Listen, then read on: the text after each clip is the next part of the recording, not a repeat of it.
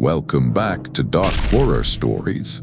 In today's episode, I'm sharing 6 true disturbing stories from lonely gas stations across America. These are tales of people working the graveyard shift or stopping for fuel in the middle of nowhere, only to encounter something that defied explanation. Make sure to hit that like and subscribe button and let me know where you're watching from in the comments.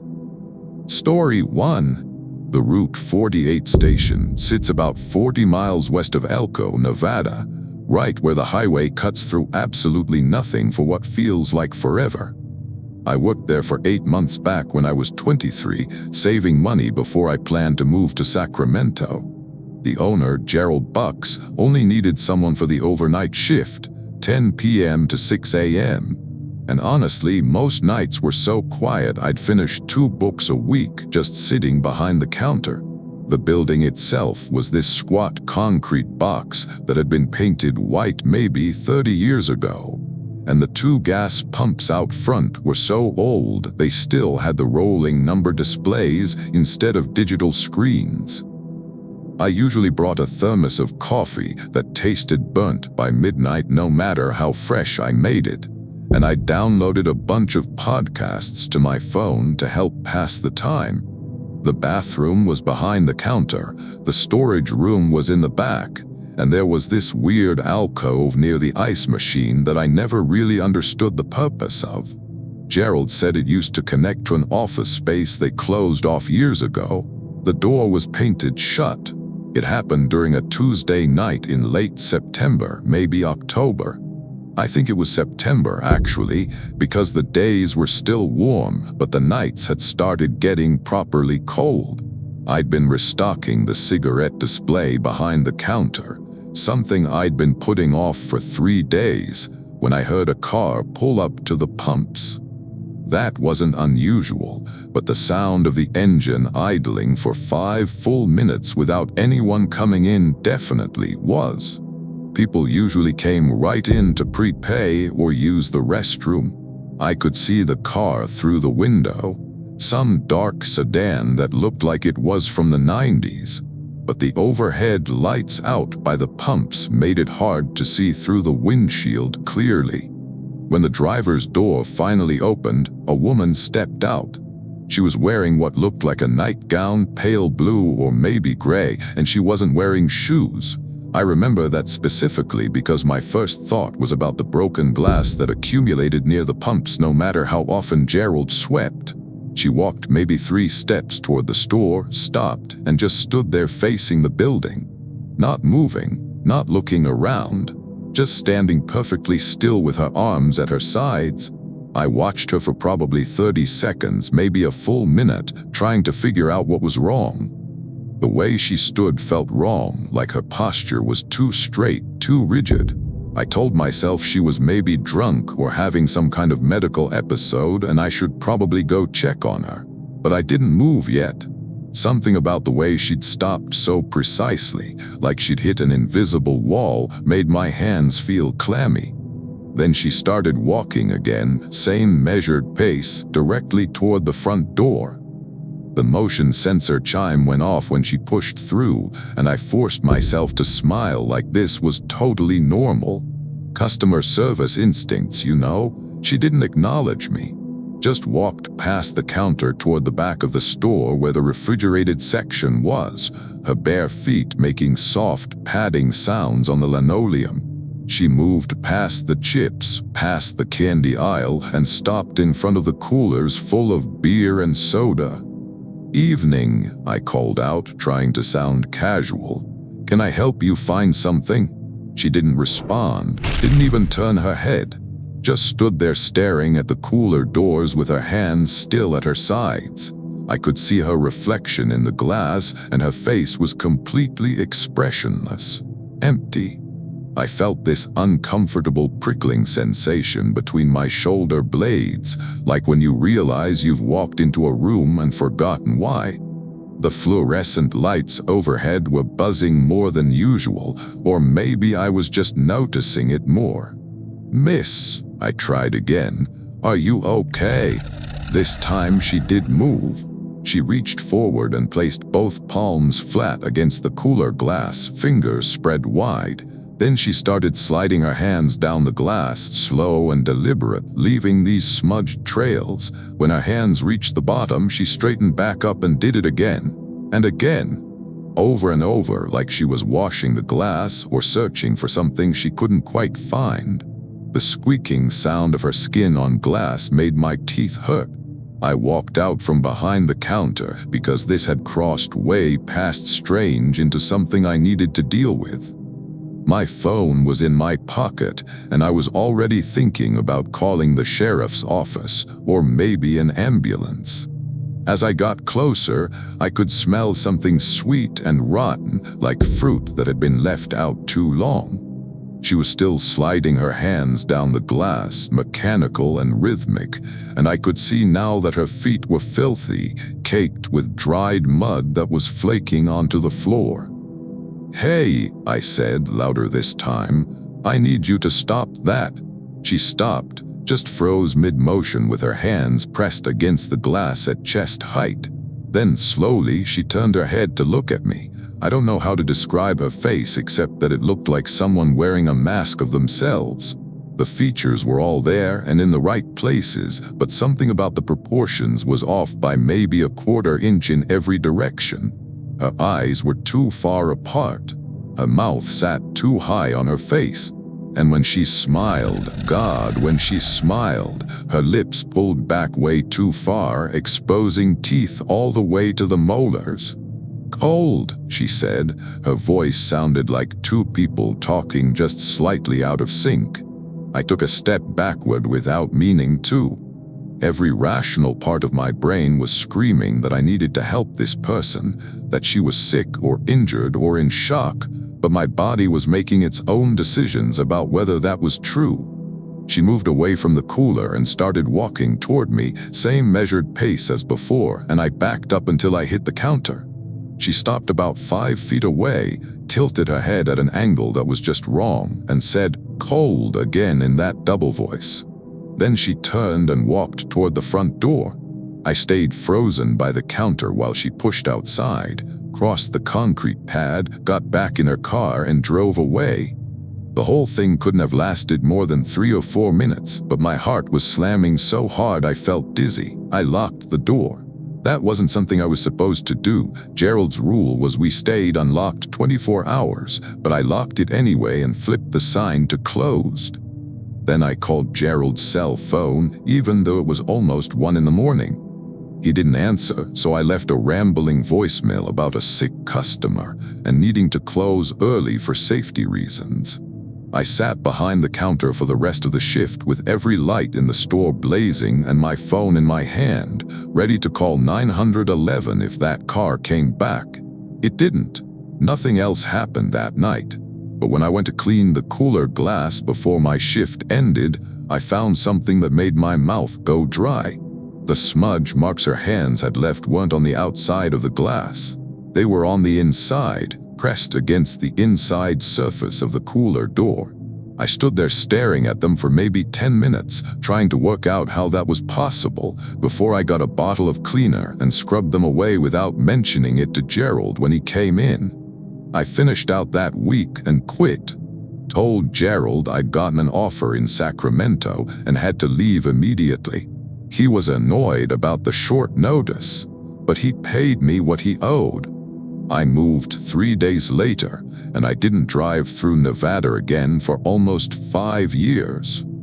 When I finally did, I made sure I had a full tank before I got anywhere near Route 48. Story 2.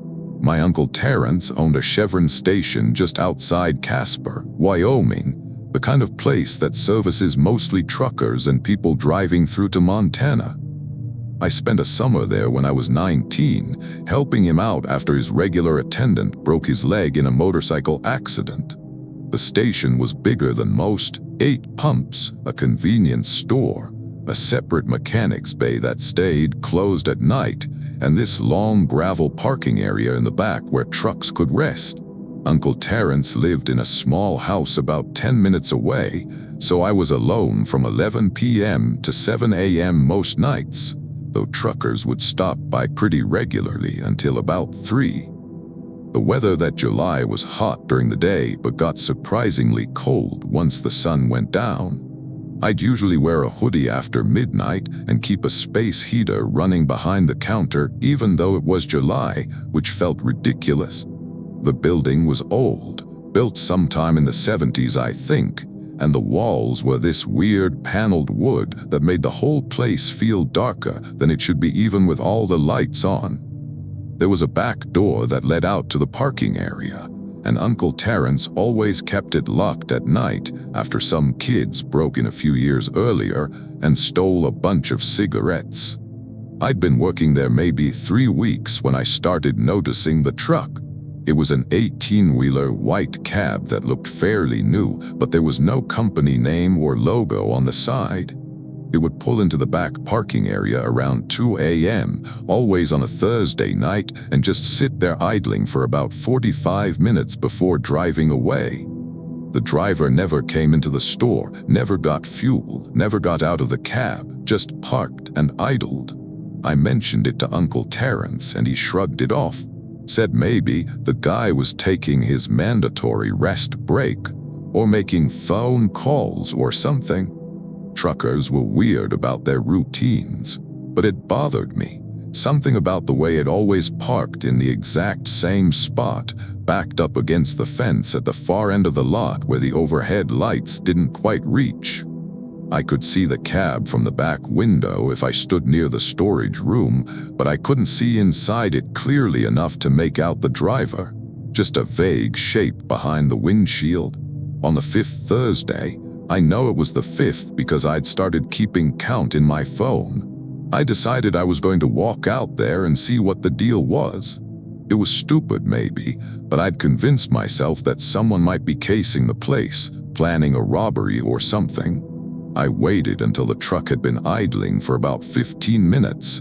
Then I told myself I was just checking on the parking area like Uncle Terence had asked me to do weekly anyway. I grabbed the big flashlight from under the counter, the kind that doubles as a weapon if you need it to, and I went out the back door. The gravel crunched under my boots loud enough that I was sure whoever was in that truck could hear me coming. The engine was running rough, shaking the whole cab slightly, and as I got closer I could smell diesel exhaust mixing with something else. Something organic and unpleasant, like spoiled meat or a clogged drain. The truck's running lights were on, but the interior was dark. I circled around toward the driver's side, my hand getting sweaty on the flashlight handle. When I got close enough, I knocked on the driver's door.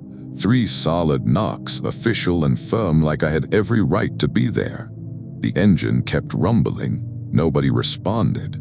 I knocked again, louder this time, and called out, "Hey, this is private property. You need to come inside and make a purchase or move along." That's when the door opened. Just swung open on its own, no hand reaching for the handle, no sound of the lock disengaging. The cab interior was completely empty. No driver, no sleeping bag in the back, no trash or supplies or anything that would indicate someone had been sitting there for 45 minutes. Just an empty driver's seat and an empty cab and the engine running by itself. The smell that poured out made me gag, thick and sweet and rotten all at once.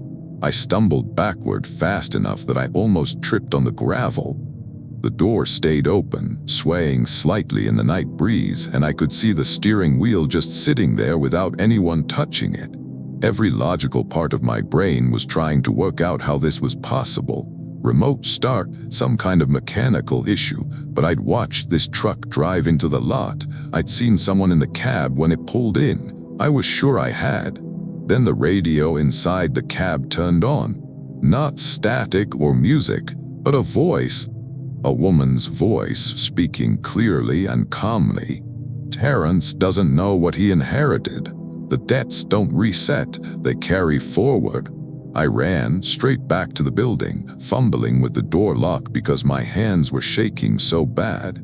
I got inside and locked it behind me, then locked the front door too.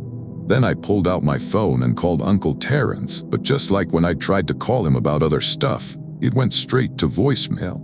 He'd always been bad about charging his phone. I stood behind the counter watching the back window, waiting for that truck to move or for someone to get out or for anything to make sense. 20 minutes later, the truck's engine cut off. Just stopped. The parking area went quiet except for the buzz of the overhead lights.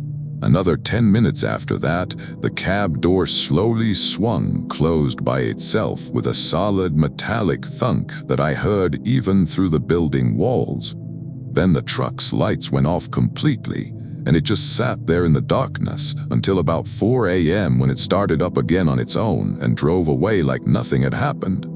I didn't tell Uncle Terrence the full story, just said I'd seen someone acting suspicious in the parking area and I thought we should install a camera back there. He said he'd think about it but never did. The truck came back the next Thursday at the same time, and I stayed inside the building with both doors locked. It came back every Thursday for the rest of the summer. When my 3 months were up and the regular attendant came back to work, I told Uncle Terrence I appreciated the opportunity, but I needed to get back to school. He paid me in cash and gave me an extra $50 as a bonus. I took it and left, and I made a point of never asking how long he'd owned that station or who he'd bought it from.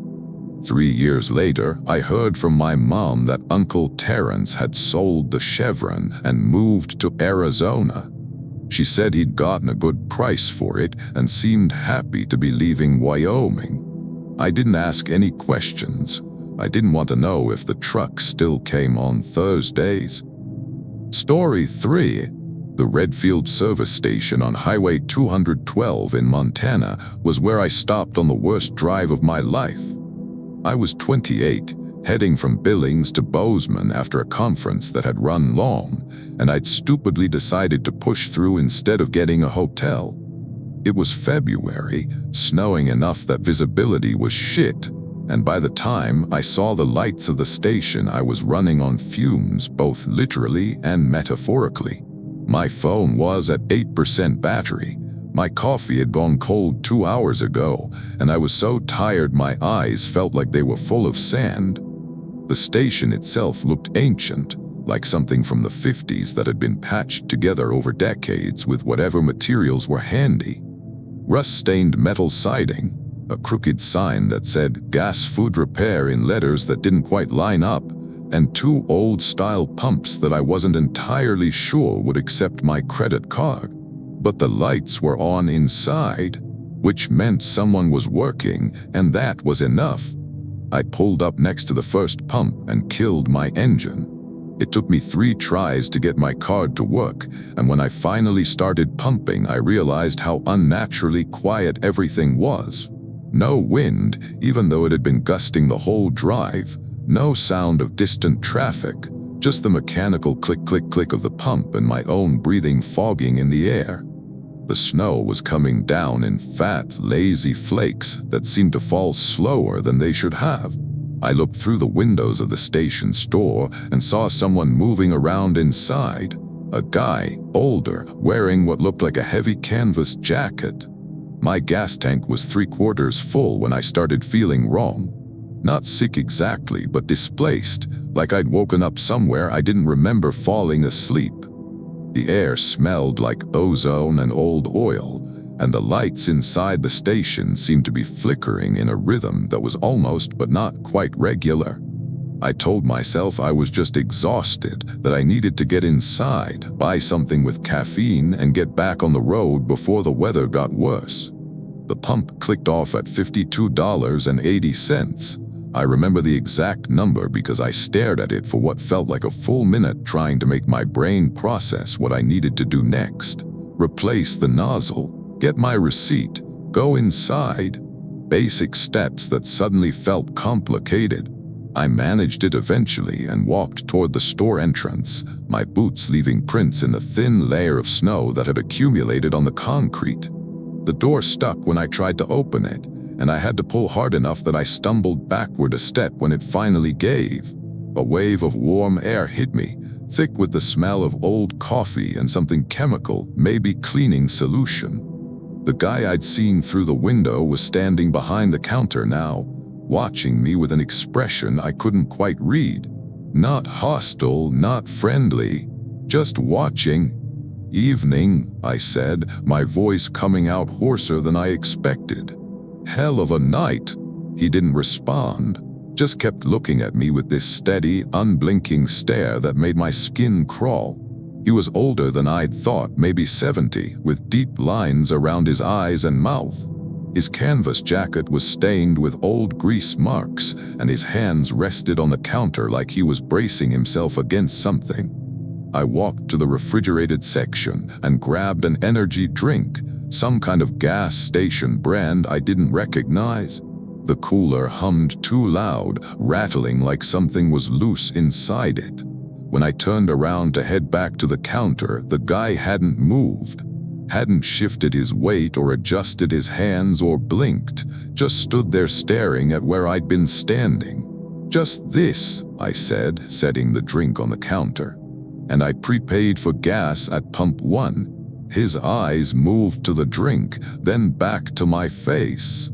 "You shouldn't be here," he said. His voice was rough, like he hadn't spoken in days. "I needed gas," I said, trying to keep my tone neutral. "I'll be out of your hair in a minute." "No," he said, "you shouldn't be here.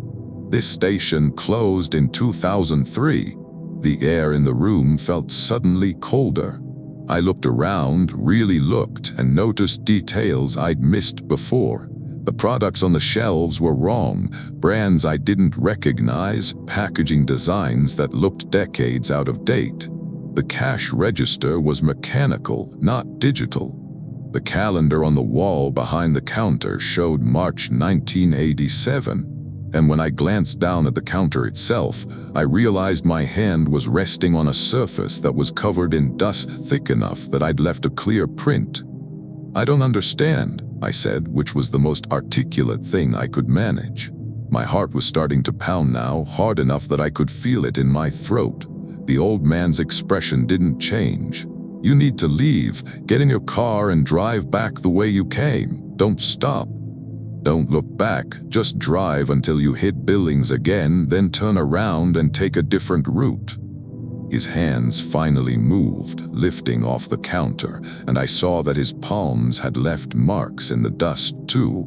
"It's trying to keep you here. It does that sometimes with people who are tired enough, lost enough. It folds them in." I didn't ask what it was. Some instinct told me I didn't want to know. I backed toward the door without taking my eyes off him, forgetting completely about the energy drink or my receipt or anything except getting back to my car. The door was easier to open from the inside, and then I was outside in the snow that was falling heavier now, moving faster, the flakes hitting my face like cold needles. My car was still sitting at the pump, but when I got closer, I saw something that made me stop short. There were footprints in the snow around it. Small footprints, barefoot, circling my car in a pattern that spiraled inward toward the driver's door. They were fresh, filling with snow even as I watched, and they didn't lead anywhere. No trail leading to them or away from them, just the circles. I got in my car fast enough that I banged my knee on the doorframe, and I locked the doors immediately even though that felt stupid. Locked doors don't stop whatever makes footprints that don't lead anywhere. My hands were shaking so bad I dropped my keys twice before I got them in the ignition. The engine turned over, and I threw the car into drive without bothering to look behind me.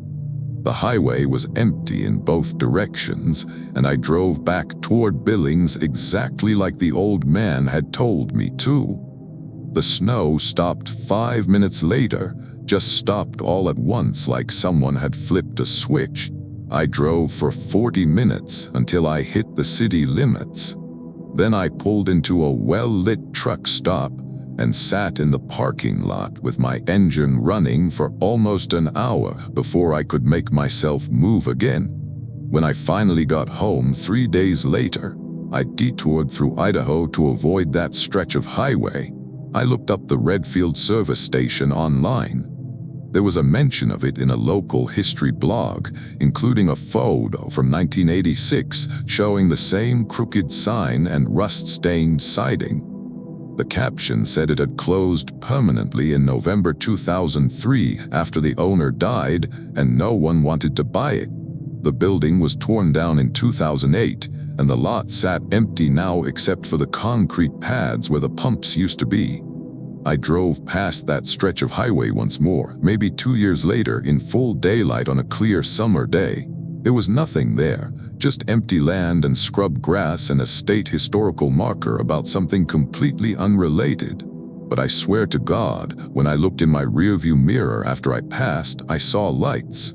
Just for a second. Warm yellow lights in the middle of nowhere. Exactly where they shouldn't have been. Story 4. I inherited a Texaco station from my grandmother in 2019, tucked away on State Route 89 in rural Utah. My grandmother, Deirdre Alcott, had run it for almost 40 years, and when she passed at 93, she left it to me specifically in her will with a handwritten note that said someone in the family should keep it going. I'd visited maybe twice as a kid, and I barely remembered the place. But I was between jobs and the property was paid off, so I figured why not? Worst case, I'd sell it and use the money to get back on my feet. The station was smaller than I remembered, just 2 pumps, a tiny convenience store and a storage shed that leaned slightly to the left like it was considering falling over but hadn't committed yet. The building needed work. Needed a lot of work, actually. Cracked windows, a door that wouldn't close properly, shelving that looked like it might collapse if you breathed on it too hard. But it was mine, and there was something appealing about having a project to throw myself into. I spent the first week cleaning, taking inventory, fixing the smaller issues I could handle myself. The electrical panel was a nightmare of outdated wiring that I knew I'd need to hire someone to fix eventually, but everything functioned well enough for now. The previous attendant, some kid my grandmother had hired a few months before she died, had quit without notice, so there was a backlog of expired products that had to be thrown out and dust thick enough to write your name in coating every surface. It was during that first week, while I was reorganizing the storage area behind the counter, that I found the notebook. It was spiral-bound, the kind students use for schoolwork, shoved behind a stack of old lottery ticket displays. The cover had important, "Read this," written in shaky handwriting that I recognized as my grandmother's, though it looked like she'd written it fairly recently when her arthritis was bad. I sat on the floor and opened it. The first page had a list of rules written in the same unsteady hand. Never leave the station unattended between 2 a.m. and 4 a.m. If you must go to the back room, lock the front door first. If someone comes in wearing red shoes, give them whatever they ask for and don't charge them. Don't look directly at anything you see outside after 3 a.m. If you hear knocking that sounds like it's coming from under the building, ignore it. It will stop eventually. The girl is not real. I don't care what she says. I read through the list 3 times, trying to figure out if this was some kind of joke, or if my grandmother's mind had been going near the end. The rest of the notebook was filled with dates and short entries like a log. Most were mundane, quiet night, nothing unusual, or fixed the squeaky door hinge. But scattered throughout were entries that made my skin prickle. March 14th, girl came again, asked for the key, told her I didn't have it, she left marks on the window. June 3rd, knocking lasted 40 minutes tonight. Thought about calling someone, but who would I call? September 27th, red shoes. Woman, maybe 50, took 6 candy bars and a carton of cigarettes, smiled at me when she left, wrong number of teeth. I closed the notebook and told myself my grandmother had been old, confused, maybe lonely enough that she'd started making things up to deal with the isolation. But I kept the notebook behind the counter anyway, and I found myself glancing at it every time something felt off during my first few solo shifts. The knocking started on my 10th night. I was restocking the cigarette display around 2:30 a.m. when I heard it, 3 slow, deliberate knocks that sounded like they were coming from the floor. I froze, listening, and heard it again. 3 more knocks, same rhythm, definitely from below the building. The station didn't have a basement. I checked the property survey. Just a concrete slab foundation with probably a crawl space underneath. I stayed perfectly still for maybe 5 minutes, barely breathing, until the knocking stopped. Then I grabbed my grandmother's notebook and found the entry that matched. If you hear knocking that sounds like it's coming from under the building, ignore it. It will stop eventually. Okay, fine, I could ignore knocking. I'd ignored worse things in shitty apartments I'd lived in. The girl showed up 2 nights later. I was wiping down the counter around 3:15 a.m. when the door opened and a kid walked in, maybe 12 or 13, wearing jeans and a t-shirt that was too thin for how cold it was outside. Her hair was long and dark, hanging down past her shoulders, and she was barefoot. She walked straight to the counter and looked up at me with eyes that were just slightly too large for her face. "Do you have the key?" she asked. Her voice was flat, no emotion in it at all. I thought about my grandmother's note. "The girl is not real. I don't care what she says." "No," I said. "I don't have any keys except the ones for this building." She tilted her head and I noticed that she wasn't blinking, just staring at me with those 2 large eyes that were so dark they looked black. "You're lying. I can smell it on you. The key has to be here. She promised it would stay here." "I don't know what you're talking about," I said, and my voice came out steadier than I felt. "You should go home. It's late." The girl smiled and her teeth were wrong. Too many of them crowded into her mouth like they were competing for space. She used to say that too, but she always let me look around eventually. She knew what would happen if she didn't.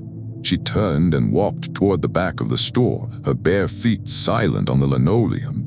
I watched her check behind the shelving units, run her hands along the walls, crouch down to look under the bottom shelves. She moved methodically, like she'd done this many times before, and I stood frozen behind the counter trying to decide if I should call the police or just let her finish and leave. After about 10 minutes, she came back to the counter. "It's not here," she said, and she sounded angry now. "You moved it. Where did you put it?" "I didn't move anything," I said. "I don't know what key you're talking about." She leaned forward, placing both hands flat on the counter, and I smelled that same sweet rotten smell from my grandmother's entries. "You're going to tell me," she said, "or I'm going to start breaking things. I'll break one thing every night until you find it for me." Then she turned and walked out. The door didn't chime when she left, which I noticed because it chimed for every other person who came through. I waited until I saw her disappear into the darkness beyond the parking area. Then I locked the front door despite it being the middle of my shift and pulled out my phone to call. Who? The police. And say what? I finished the shift with both doors locked, and when I went outside at 6 a.m. to unlock them again, I found something that made my blood go cold. The driver's side window of my car had a handprint pressed against it from the inside. Small, child-sized, except my car had been locked all night and I'd been in the station. I called a locksmith that morning and had every lock in the station changed. Then I went through the entire building methodically, looking for anything that could be a key or could contain a key. I found nothing. The girl came back the next week and the week after that, always around 3 a.m., always asking the same question, and every time I told her no, something would be broken the next morning. A window cracked, a shelf collapsed, the ice machine dented like something had kicked it. I still don't know what key she's looking for. I sold the station 4 months ago to a couple from Colorado who wanted a project property. I didn't mention the notebook or the girl or any of it. I probably should have, but I told myself they wouldn't believe me anyway. I heard from the wife 6 weeks ago. She called my number. I'd left it as an emergency contact during the sale, and asked if my grandmother had ever mentioned anything unusual about the property. I told her no and hung up before she could say anything else.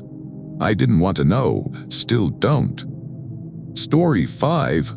The station where it happened was technically in northern Minnesota, maybe 20 miles from the Canadian border on Highway 11. I was driving through on my way to Thunder Bay for a fishing trip with some friends, and I'd left later than I should have, around 10 p.m. instead of early morning like I'd planned. The highway was empty, just miles of dark forest on both sides and the occasional sign warning about moose crossing. My phone had lost signal about an hour back, and my gas gauge was flirting with the empty line when I finally saw lights ahead. The station appeared out of nowhere, or at least that's how it felt. 1 second just darkness and trees, the next second a bright rectangle of light with 2 pumps out front and a hand-painted sign that said NORTHWOOD fuel. I pulled in grateful and relieved, even though something about the place felt off in a way I couldn't immediately define. Too bright, maybe. The overhead lights were so intense they bleached the color out of everything and made the surrounding darkness look even thicker by contrast. I got out and started filling my tank, and that's when I noticed there were no bugs. It was July in Minnesota near the border, and there should have been mosquitoes swarming the lights, moths battering against the glass. But the air was completely still and empty. Just the smell of gasoline and pine trees and something else underneath, something mineral and cold like deep cave air. Through the station windows I could see someone behind the counter, a man middle-aged or older just standing there watching me, not in a threatening way necessarily, but with this focused attention that made me very aware of how isolated we were. The nearest town was probably 15 miles back. I was absolutely alone out here except for him.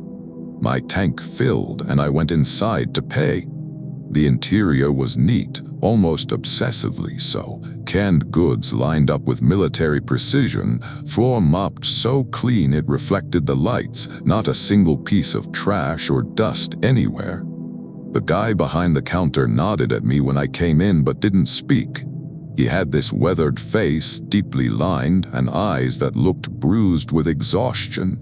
His name tag said Victor. Pump 2, I said. And do you have a bathroom I could use? He pointed toward the back of the store without speaking. I walked past shelves of snacks and motor oil, found the bathroom door and went inside. The bathroom was as obsessively clean as the rest of the place, and it had this weird feature. The mirror above the sink was covered with a towel that had been duct-taped over it. Not hiding a crack or anything, just completely covered like someone didn't want it to be used. I finished up and went back to the counter. Victor had rung up my gas, but he was still staring at me with that intense focus, and now I could see he was gripping the edge of the counter hard enough that his knuckles were white. "You need to leave," he said quietly. His accent was thick, Eastern European maybe. "Pay and go, don't stop until you reach Rainy River." "I'm planning on it," I said, keeping my voice light. "Just needed gas." "No," he said, "you don't understand. When you leave, you drive. You don't stop if you see anything on the road. You don't look if you hear tapping on your windows. You keep driving." The skin on the back of my neck went tight. "What are you talking about?" He shook his head, still gripping the counter. "They come when I'm alone too long, but they're worse tonight. There are 3 of them outside right now. They can't come in. There's salt at the threshold. But they'll follow you when you leave." I glanced toward the windows and saw exactly what I'd seen before. Empty darkness beyond the bright circle of the parking area. "I don't see anything." "You're not supposed to," Victor said. Not until they want you to. Just promise me you'll drive, no stopping. Every reasonable instinct I had was telling me this guy was either messing with me or having some kind of breakdown, and I should pay and get out of there immediately. But there was something about the fear in his face, genuine, bone-deep fear, that made me hesitate. "Okay," I said, "I'll drive straight through." He handed me my receipt with hands that were shaking slightly. "If they make you see something that makes you want to stop, someone hurt, someone you know, anything, it's not real. Remember that, it's not real." I took my receipt and left without responding. Because what do you say to that? I got in my car, started the engine, and pulled back onto the highway heading east toward Rainy River like he'd said. My heart was beating too fast, and my hands felt clammy on the steering wheel, and I was already composing the funny story I'd tell my friends about the weird paranoid guy at the gas station. I made it about 6 miles before I saw her. A woman standing in the middle of the road, directly in my headlights, wearing what looked like a white dress. She was waving her arms frantically, clearly in distress. I hit the brakes on instinct, already reaching for my hazard lights before Victor's words came crashing back. "If they make you see something that makes you want to stop, it's not real." I looked at the woman more carefully. She wasn't moving naturally. Her arms were waving, but her body was too still, too rigid, like she was a cardboard cutout someone was shaking. And her face, God, her face was wrong. The features were there, but they were smudged, blurry, like someone had tried to draw a person from memory and gotten the proportions almost but not quite right. I pressed the accelerator instead of stopping. The woman's mouth opened impossibly wide as I drove toward her, and she lunged at my car, but I swerved around her and kept going. In my rearview mirror, I saw her standing in the road, arms still waving, and then she was gone. Just disappeared between one glance and the next. My hands were shaking badly enough that I had to grip the wheel with both hands to keep the car steady. 2 miles later, I heard the tapping, soft, rhythmic on the passenger window. Tap, tap, tap, tap, tap, tap, like someone walking alongside the car and rapping their knuckles on the glass, even though I was going 60 miles an hour.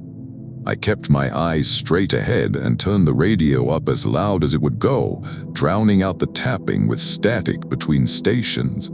The tapping stopped after what felt like hours, but was probably only 5 minutes. The thing I saw standing on the shoulder came next, tall, skeletal, thin, with arms that hung down to its knees. It turned its head to watch me drive past, and in my headlights I caught a glimpse of a face that was just flat skin, no features at all. Just smooth, pale flesh where eyes and a mouth should have been. I drove like Victor had told me to, pressing the accelerator until I was going 85 on a dark highway I didn't know, with my jaw clenched so tight it ached and my eyes burning because I was afraid to blink. I passed 2 more figures standing beside the road, one that looked like it was made of shadows folded into human shape, another that I refused to look at directly because the glimpse I caught made me feel physically sick. When I finally saw the lights of Rainy River ahead, I started crying. Just tears streaming down my face while I maintained my speed, not from fear anymore, but from relief so intense it felt like pain. I pulled into the first gas station I found in town, a bright, normal, bug-swarmed S with teenagers laughing in the parking lot, and I sat there with my engine running for 20 minutes before I could make myself turn it off. I never took Highway 11 again. When I drove back from Thunder Bay, I went south through Duluth instead, adding 4 hours to my trip. I don't care. And I never found out if Northwood Fuel was real or not, because I'm never going back to check. Story 6. The Crossroads Shell Station sits at the intersection of County Road 23 and Farm Route 16 in western Kansas, surrounded by wheat fields that stretch to the horizon in every direction. My dad, Arthur Brennan, bought it in 2015 as a retirement project. Something to keep him busy after 40 years working maintenance at a meat-packing plant. He ran it himself most days, but he'd hired me to cover the occasional overnight shift when he wanted to visit my sister in Wichita or just needed a break from the routine. The building was from the 80s, squat and functional with that distinctive shell yellow and red color scheme that they don't use anymore. 2 pumps, a small store, a separate bathroom around the side, and a storage room that my dad had turned into a makeshift office with a desk and a coffee maker that made everything taste slightly burnt. The location was good, enough traffic from truckers and farmers and people passing through that the business stayed profitable without being overwhelming. I'd covered overnight shifts probably a dozen times over 2 years, and nothing remarkable had ever happened. Quiet nights, occasional customers, lots of reading time. So when my dad asked me to cover Wednesday through Friday 1 week in October, I didn't think twice about it. Easy money, peaceful hours, no complications. He mentioned as he was leaving that first night that the storage room door stuck sometimes, and I shouldn't worry about it if I heard banging. The wind caught it wrong and it would rattle in the frame. I nodded, made myself some terrible coffee, and settled in behind the counter with a mystery novel I'd been meaning to finish. The first night passed without incident. Maybe 15 customers total, most of them truckers stopping for fuel and energy drinks. I closed out the register at 6 a.m. when my dad came to take over, and he asked if everything had gone okay. I told him yes, boring shift, nothing unusual. He nodded, satisfied, and I went home to sleep. The second night started the same way. Quiet, peaceful, the kind of vast silence that settles over rural areas once the sun goes down. I'd made it through maybe 4 chapters of my book when I heard the banging my dad had mentioned. Coming from the storage room, rhythmic and persistent, like someone was kicking the door from inside. I rolled my eyes, set my book down, and walked over to check it. The door was closed but not locked. My dad never locked it because he was constantly going back and forth for supplies. The banging had stopped by the time I got there, and when I opened the door, everything looked normal. Shelves of inventory, my dad's desk with paperwork scattered across it, the coffee maker unplugged. The small window on the back wall was closed and latched. Nothing that would explain the noise. I was about to close the door again when I noticed something on the floor near the desk. A coffee mug, my dad's favorite one with a fish on the side, sitting upright in the middle of the floor. Not knocked over, not rolled somewhere, just placed carefully on the linoleum about 3 feet from the desk. I picked it up, set it back on the desk, and told myself my dad must have put it down there and forgotten about it. The banging was just the wind like he'd said. I went back to the counter. 20 minutes later, the banging started again, louder this time, more insistent. And underneath it I could hear something else, a scraping sound, metal on concrete, like someone dragging chains across the floor. My stomach tightened, but I forced myself to walk back to the storage room and open the door again. The mug was back on the floor. Same spot, perfectly upright. And now the desk chair was pulled away from the desk, angled toward the door like someone had just stood up from it. The window latch was undone, hanging loose, even though I clearly remembered seeing it latched a few minutes ago. I stood in the doorway staring at this for a long moment, trying to work out what was happening. My dad playing a prank, but he was in Wichita. Security camera I didn't know about, but there were no cameras in the storage room. I picked up the mug again, set it firmly on the desk, and closed the door behind me. This time I locked it, using the small bolt lock on the outside that we almost never engaged. The banging stopped, complete silence for almost an hour. I sat behind the counter with my book open but not reading, just staring at the words while my mind tried to make sense of things that didn't make sense. 3 customers came and went, a truck driver, a farmer in a pickup, a young couple in a sedan. Normal. Everything normal. I started to relax, told myself I'd imagined the chair being moved, that the wind had opened the window latch. Then I heard my dad's voice from the storage room. "Arthur, can you help me with something back here?" I froze. My dad was in Wichita, 3 hours away. I talked to him on the phone at 10 p.m. and he'd been at my sister's house. But that was his voice, exactly his voice, the cadence and the Kansas flatness and the slight roughness from 40 years of smoking before he quit. "Arthur, I need you to open the door." I didn't move, couldn't move. Every survival instinct I had was screaming at me to stay exactly where I was, to not respond, to not acknowledge that I'd heard anything. The voice came again, patient and calm. "Come on, son, don't make me ask again, just open the door." It was my dad's voice. But my dad had a tell when he was tired. He'd clear his throat between sentences, a little unconscious sound he probably didn't even know he made. This voice was too smooth, too perfect, like someone doing an impression of my father without understanding all the small, imperfect details that made him real. "Arthur." The voice was harder now, less patient.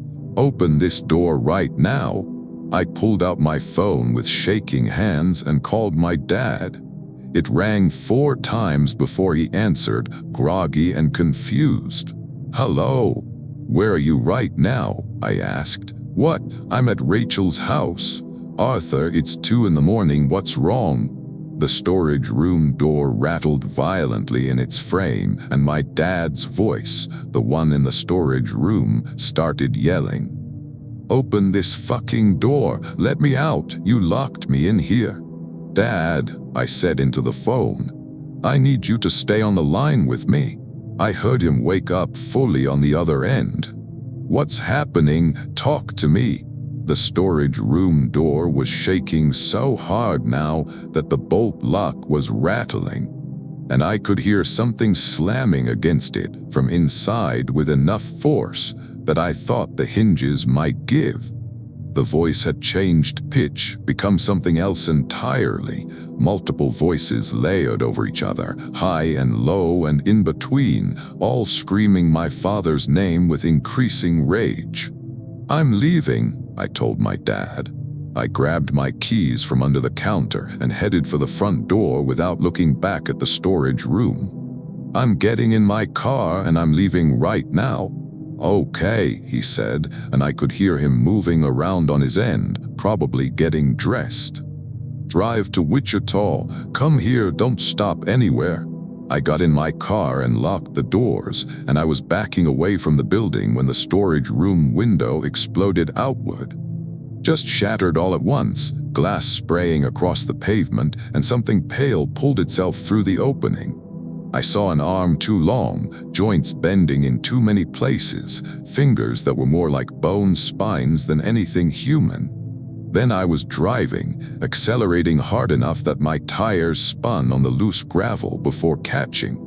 I drove to Wichita. Took me 3 hours driving way too fast on empty highways, and I stayed on the phone with my dad the entire time. When I got to my sister's house at 5 a.m., he was waiting on the porch. He looked at my face and didn't ask questions, just took me inside and made coffee. We went back the next afternoon, both of us in full daylight. The window was broken exactly like I'd described. The storage room was empty except for the inventory and my dad's desk. The mug was sitting in the center of the floor, perfectly upright. We boarded up the window, and my dad hired someone to install a steel door with a deadbolt that locked from the outside. He sold the station 4 months later. Told everyone he was ready to be fully retired, that the overnight hours were too much to manage anymore. The new owners called him once about strange noises in the storage room, and he told them it was just the wind catching the door wrong and hung up. I never worked another overnight shift anywhere. Even now, almost 5 years later, if I'm up late at night and I hear my dad's voice from another room, I make myself look at him directly before I respond, just to be sure. just to be absolutely certain it's really him.